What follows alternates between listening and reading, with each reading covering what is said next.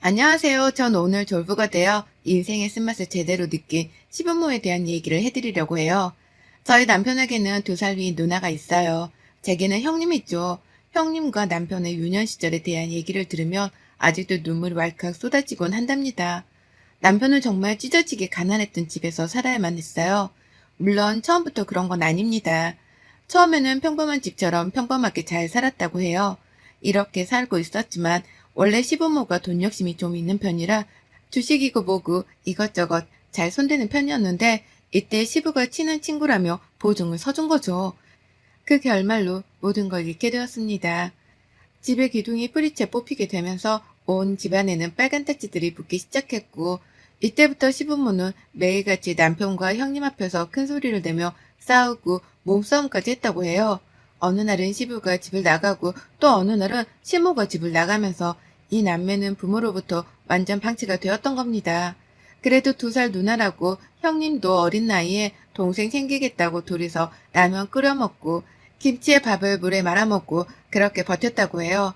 너무 가난했고 있는 거라고는 빚밖에 없으니까 할 수 있는 것도 없었죠. 그래서 형님은 고등학생의 나이였지만 학교를 다닐 수 있는 여건도 되지 않아서 이리저리 빌고 또 빌어서 공장에 취직을 했다고 하더라고요.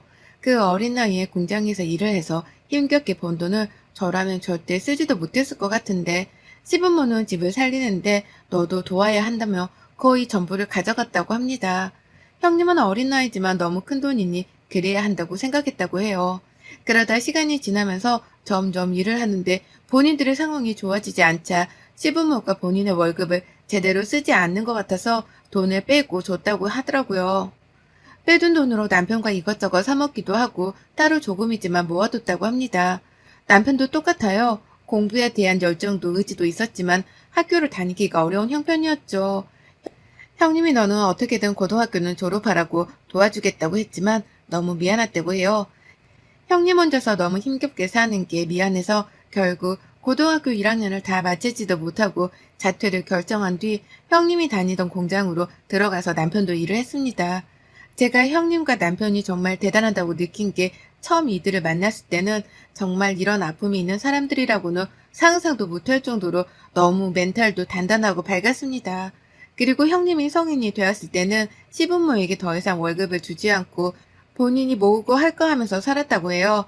성인이 되는 동시에 집에서 독립을 해버렸거든요.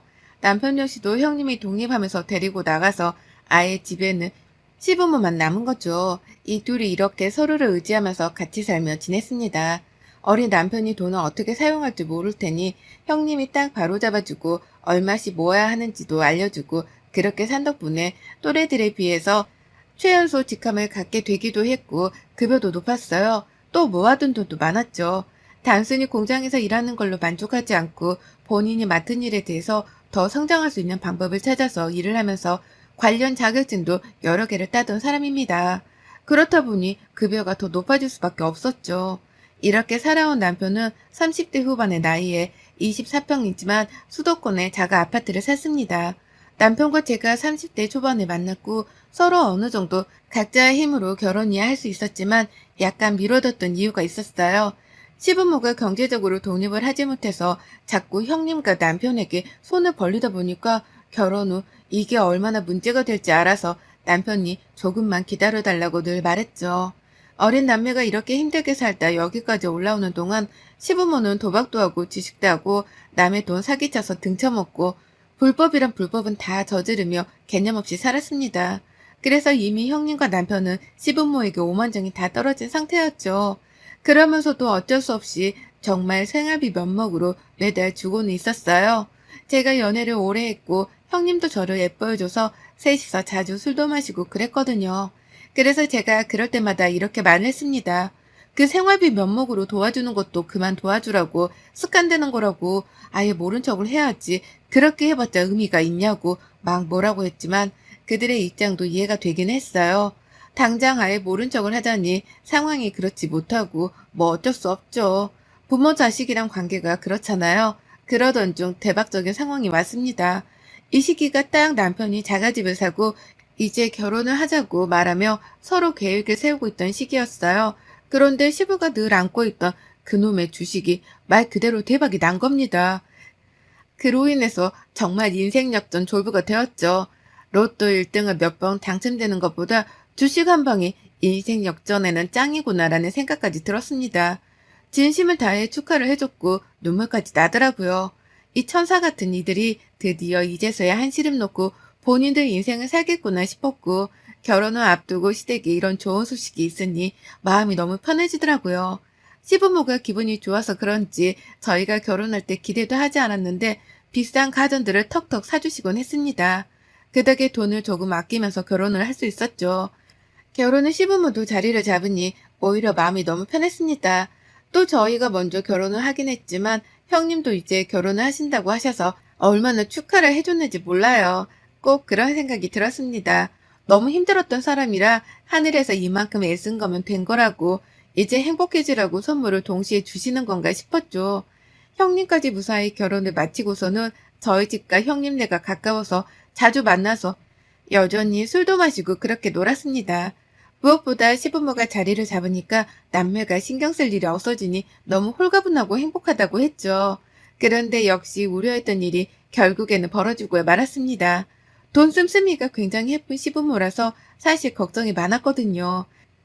그래서 형님에게 돈을 맡겨라. 관리를 해주겠다는 방안들을 제시했지만 시부모는 절대 싫다고 했었어요.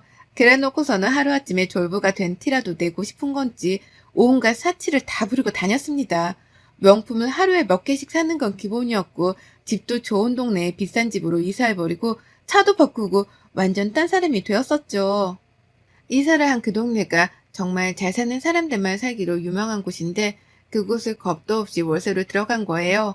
이 사실을 알고 저희가 방방 뛰었지만 앞으로 시댁에 올 때에는 귀품 있게 명품들로 다 치장하고 오라고 하네요. 이 동네 사람들과 어울리면서 수준 맞게 살 거니까 저희들도 그 수준에 맞게끔 다니라는 황당한 말만 늘어놓았습니다. 시부는 계속 더 주식을 하면서 건드리는 것마다 수익을 굉장히 냈고 그러니 이들은 앉아서 돈이 들어오는 행복을 느끼면서 돈 쓰는 재미에 살고 있었죠. 또 그 동네 사람들과 어울리게 되면서 완전 웃긴 이미지 포장을 시작했습니다. 졸부가 된 건 절대 비밀로 하고 싶은 거예요. 정말 재벌들은 졸부를 딱히 취급하지 않으니까요. 또 본인의 수준을 사실 본인이 제일 잘알고 있었던 거죠. 그래서는 원래부터 재벌이었고 부모 덕에 잘 사는 척을 하면서 그 동네에서 이미지 포장을 하고 그렇게 살고 있었습니다. 사람이 참 신기한 게 정말 저렇게 살다 보니까 본인도 헷갈리나 봐요. 마치 정말 원래부터 재벌이었던 것 마냥 그렇게 행세를 하는데 얼마나 웃겼는지 모릅니다. 심지어는 저희 친정을 무시하게 바빴습니다.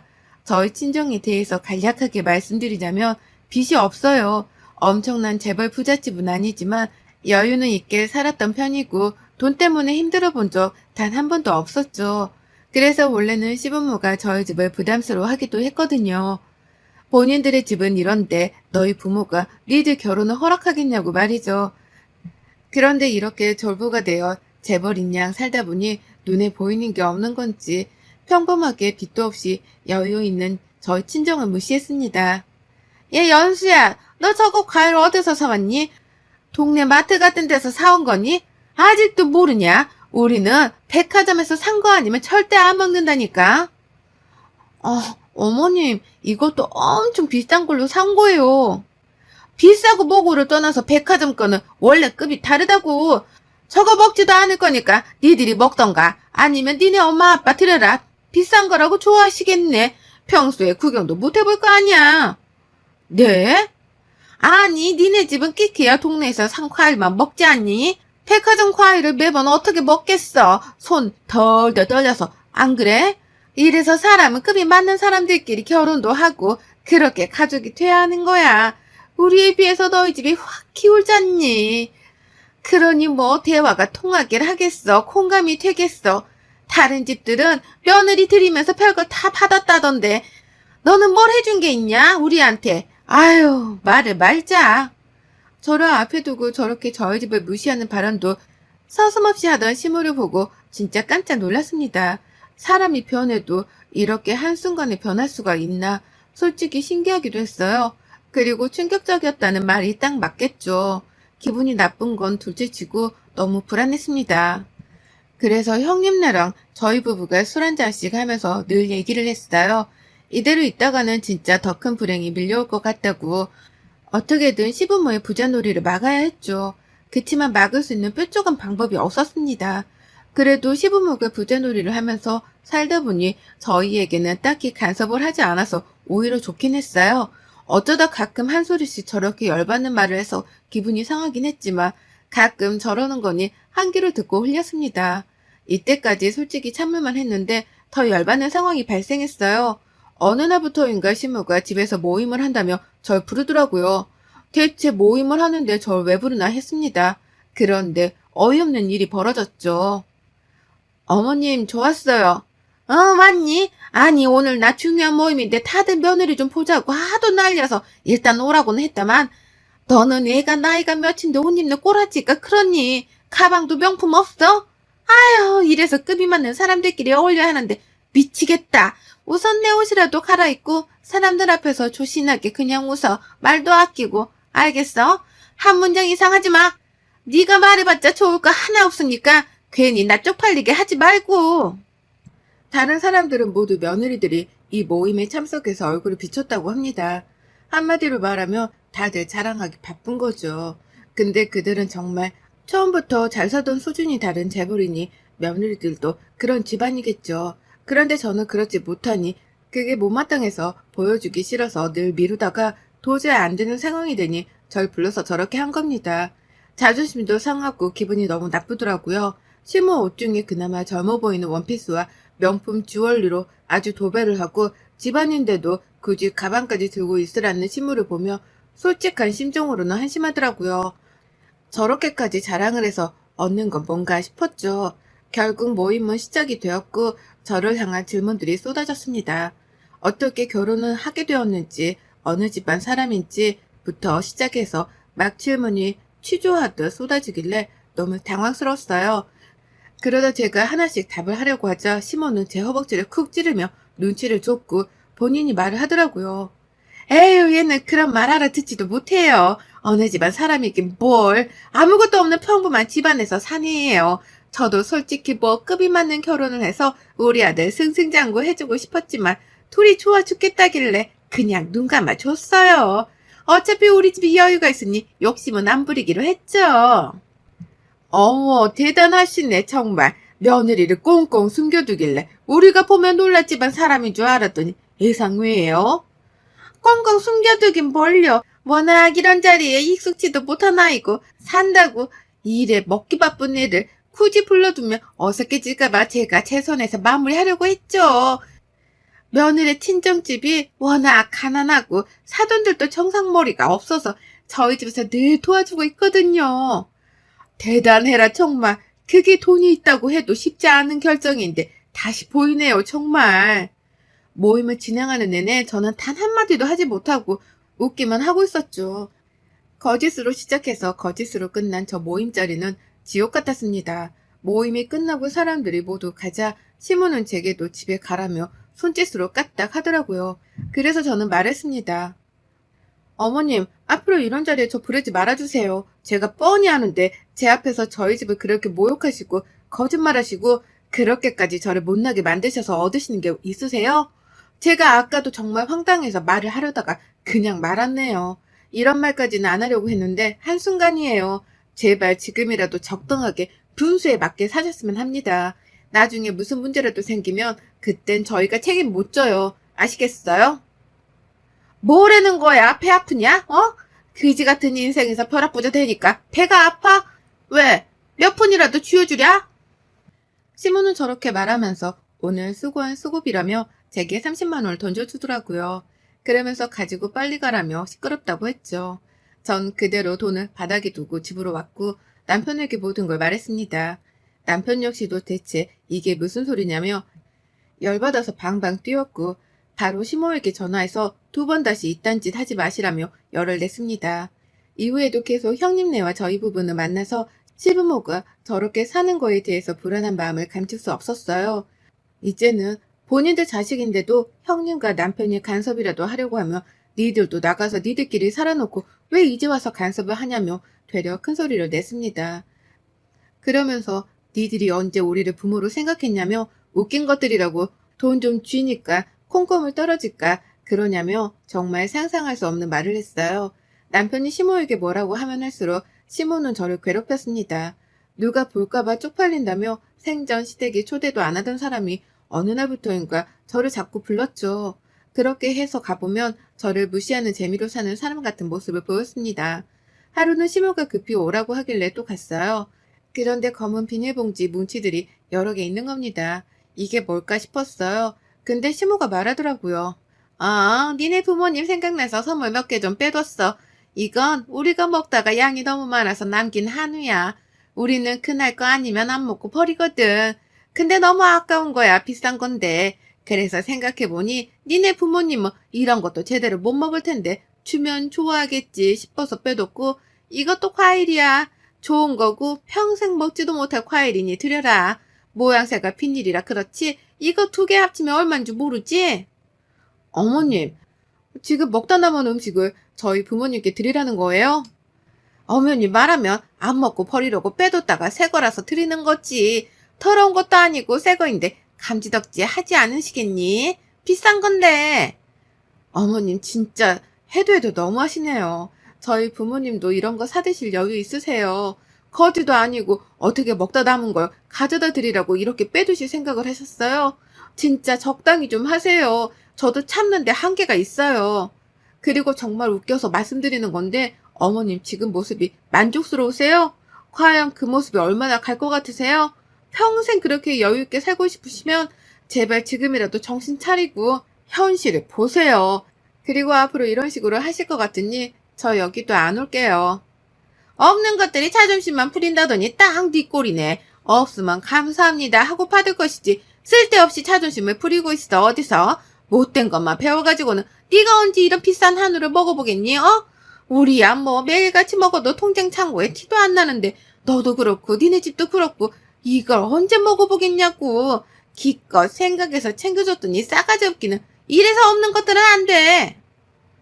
아, 진짜 평생 없이 살아놓고 이제 와서 주접은?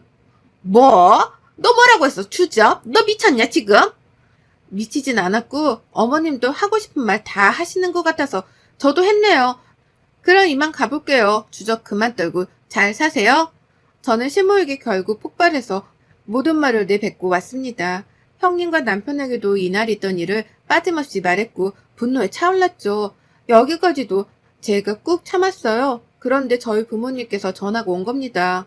연수야 잘 지냈지? 다름이 아니라 좀 뭐가 이상해서 전화를 했어.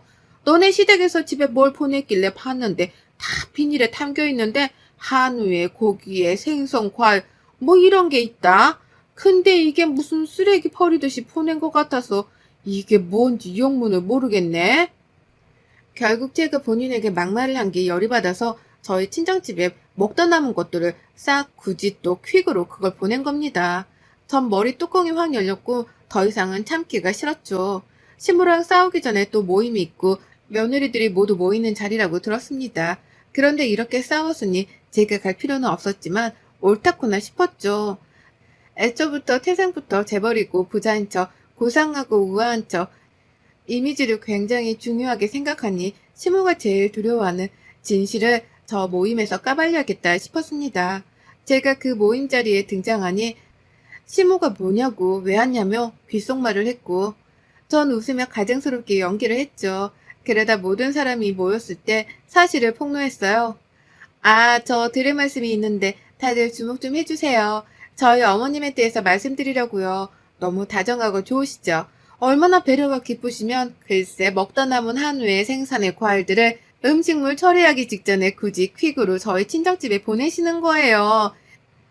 비싼 거 못 사 먹을까봐 그것뿐이겠어요? 태생이 부자? 아니에요. 시부모 평생 해픈 씀씀이에 도박, 주식, 보증, 별거 다 해서 집 말아먹고 제 남편이랑 형님이 평생 일해서 벌어먹고 그렇게 살았죠. 그리고 여러분들 욕한 것들은 녹음도 했는데 들려드릴게요. 제가 이렇게 공개를 하자 순식간에 아수라장이 되었고 시모는 벌벌 떨면서 아니라고 하기 바쁘더군요. 그런데 더 대박인 건 이렇게 공개를 하자마자 다들 돈을 내놓으라는 소리를 하는 겁니다. 알고 보니 시부모가 주식으로 생활 유지를 하는데 한계가 온 겁니다. 그래서 사람들한테 본인들의 부를 자랑하며 돈을 받아 투자를 해서 불려주겠다고 재테크를 해주겠다는 등등의 말들로 현혹시켜서 그 돈으로 생활을 하고 있던 겁니다. 결국 시부모는 총 6명에게 고소를 당했고 그 액수만 해도 30억이 훌쩍 넘는 돈이었어요. 다들 여유가 있는 집들이라 그런지 돈을 잃는 것보다 벌을 주는 게 맞다고 판단하셨고 결국 합의를 못해 사기 관련으로 시부모 둘 다 옥살이를 하게 되었습니다. 생각도 못한 전개라 굉장히 당황했지만 차라리 이렇게 밝혀져서 형님도 남편도 큰 피해를 피할 수 있게 되어 다행이라고 했죠. 아직도 저들은 옥살이 중이고 형님도 남편도 시부모랑 아예 연을 끊고 살고 있습니다. 저희끼리 더 똘똘 뭉쳐 잘 살고 있어요. 여러분의 생각은 댓글로 남겨주세요. 오늘도 시청해 주셔서 정말 감사합니다.